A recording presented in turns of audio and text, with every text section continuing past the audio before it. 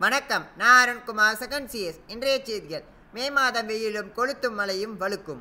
வடகிழக்கு பருவமழை விளங்கிய நிலையில் வங்கக்கடல் இந்திய பெருங்கடல் இணையும் தெற்கு அரகோணத்தில் 2 வலுவான காற்று சுழற்சி நிலையின் கொண்டு இருக்கின்றது. இதன் காரணமாக தமிழகத்தில் தென்பகுதிகளில் சில இடங்களில் மழை பெய்வதற்கான வாய்ப்பு உள்ளது. மேலும் மே மாதம் கோடை மழை வலுவாக பெய்யும், அத்துடன் வெயிலும் வாட்டி வதைக்கும் என்று வானிலை ஆய்வாளர்கள் தெரிவித்துள்ளனர். வடகிழக்கு பருவமழை விலகிய பிறகு வடபகுதிகளில் இருந்து வரும் குளிர் அலைகள் காரணமாக தமிழகத்தில் 2 மற்றும் அதிகாலை நேரங்களில் பனிப்பொழிவு நீடித்து வருகின்றது. இந்நிலையில் மார்ச் மாதம் முதல் படிப்படியாக கோடையில் வெயில் தொடங்குவதுடன் மழை பெய்யும் தொடங்கும் என்று எதிர்பார்க்கப்படுகின்றது.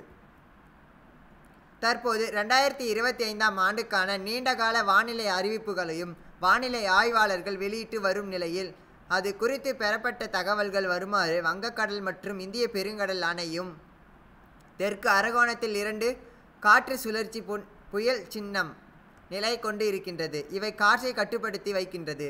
அவை விலக்கினால் தமிழகத்தின் நோக்கி அடுத்த காற்று சுழற்சி நகர்ந்து வர வாய்ப்பு உள்ளது.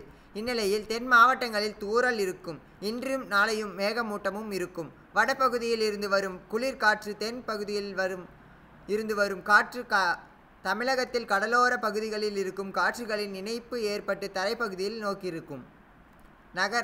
நகர உள்ளிட்ட மாவட்டங்களில் தென் மாவட்டங்களில் குழப்பமான சூழ்நிலையில் இருக்கும் நிலையில் சில இடங்களில் சில புள்ளிகள் தூறல் விழ வாய்ப்பு உள்ளது.